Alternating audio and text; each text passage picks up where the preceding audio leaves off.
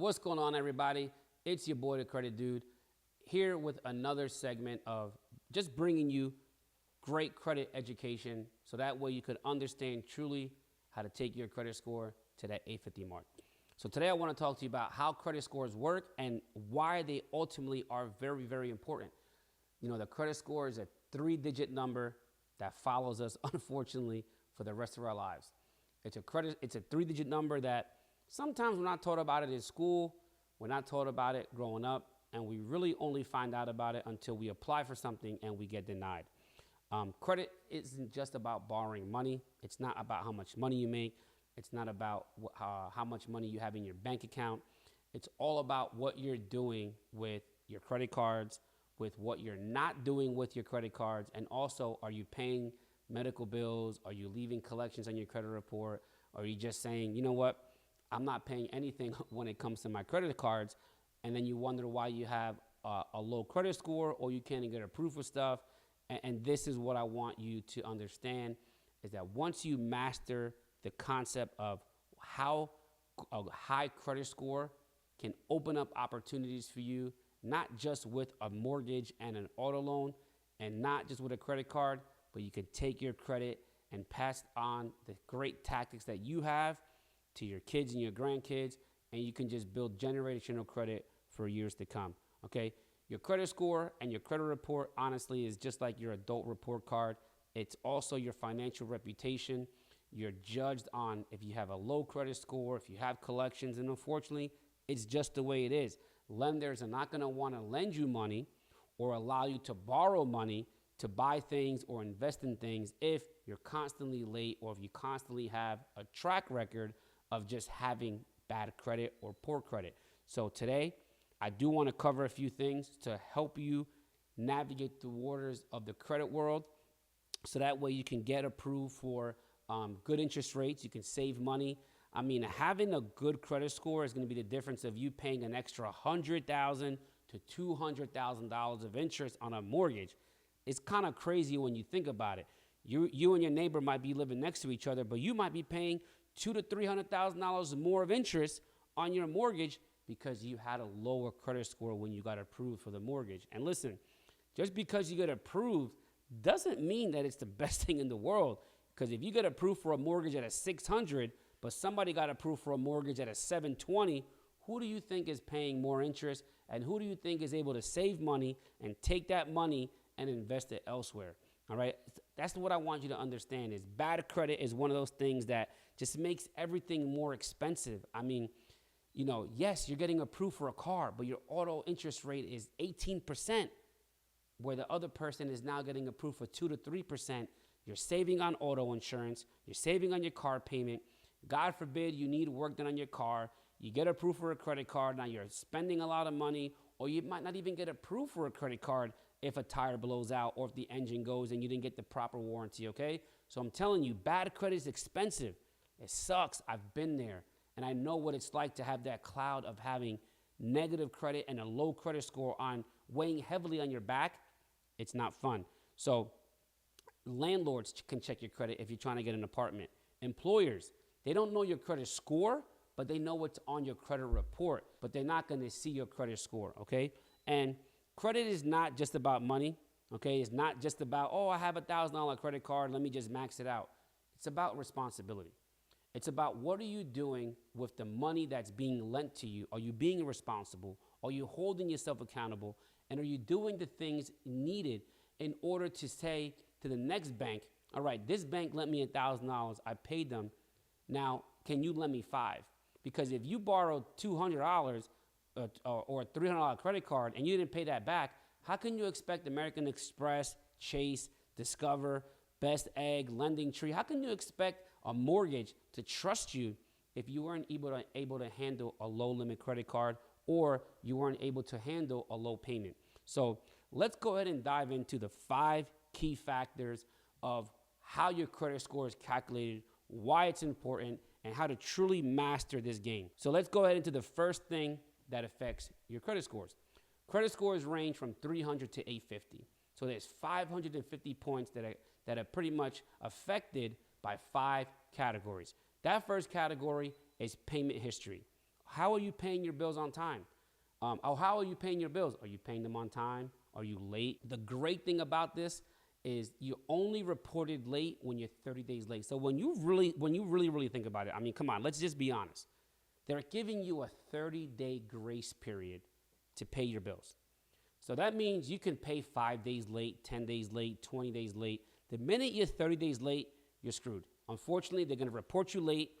You probably had gotten the phone calls, you gotten the emails, and let's be fair, you gotten the text messages, you knew you were late, you ignored it, and now you're like, crap, I got a late payment. It sucks. Pay your bills on time every single month. The easiest thing you can do is put every single account that gets reported to your credit report on auto pay from a bank account that has the money in it. Because I can tell you this, if you're ordering DoorDash, if you have a hobby that's expensive, if you're doing things that's not generating you money, you're going to sporting events every week, you're drinking, you're smoking, you're doing things that you shouldn't be doing, and then you're complaining about a low credit score. This is where you got to hunker down and pretty much held yourself accountable, so that way you're not having these late payments, okay? Now, if you have the means to do that, go ahead.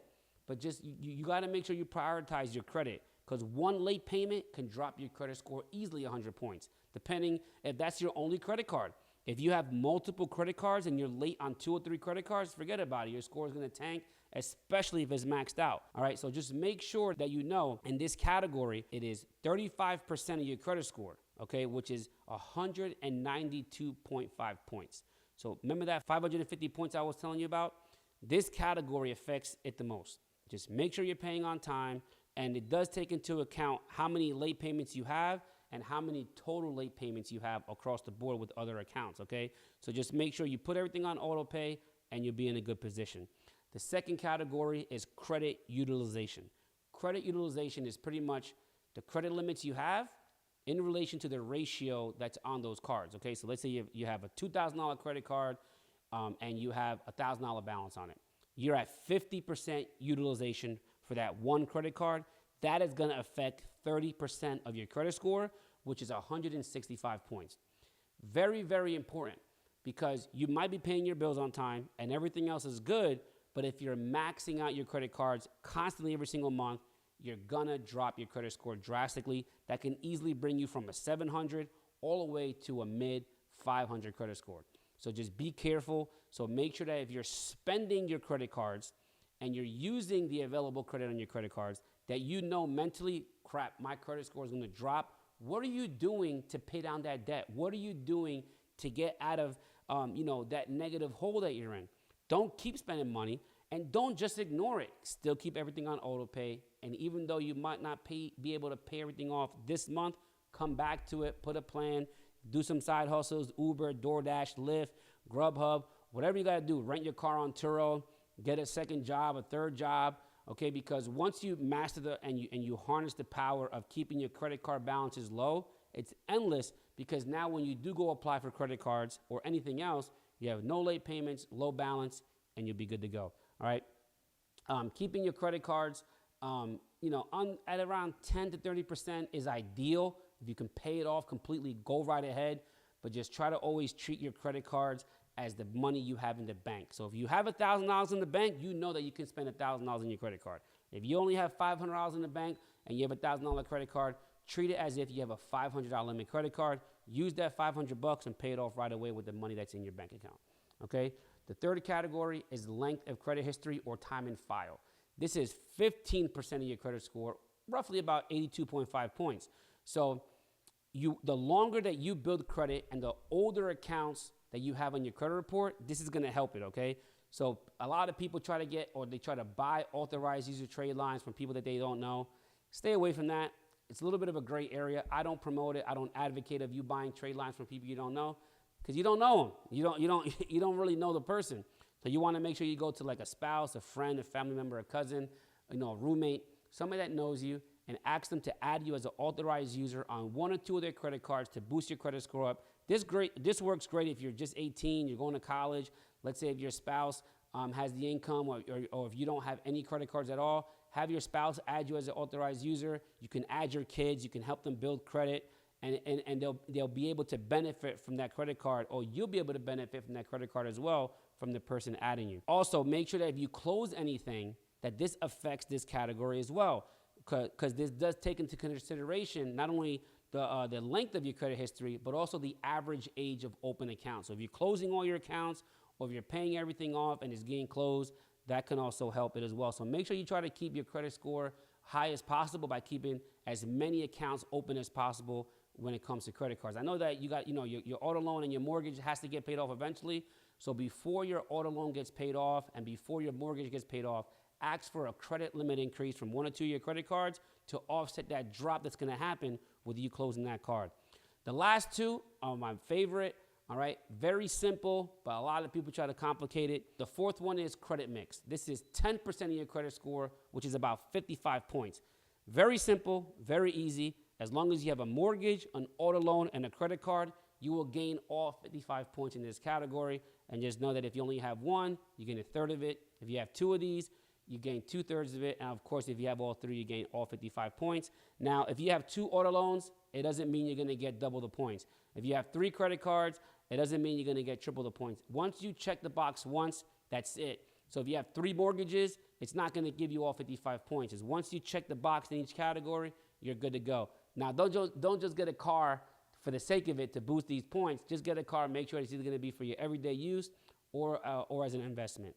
All right, and then the last one, which is, like I said, it was one of my favorites, is inquiries. A lot of people think that their credit score drops 100 points when they go apply for an auto loan. It's not even mathematically possible. The max amount of points you can lose is 55 points, since it is 10% of your credit score. Just be careful by not applying every week. But if you are applying for a mortgage or an auto loan, just know that those inquiries do not affect your credit score for the first 30 days. And any inquiries typically done within a 45-day period only count as one, which is good because you're rate shopping. So just don't go crazy either. But whenever you hear somebody say, man, I just went to the dealership yesterday and my credit score dropped 100 points, it's not possible.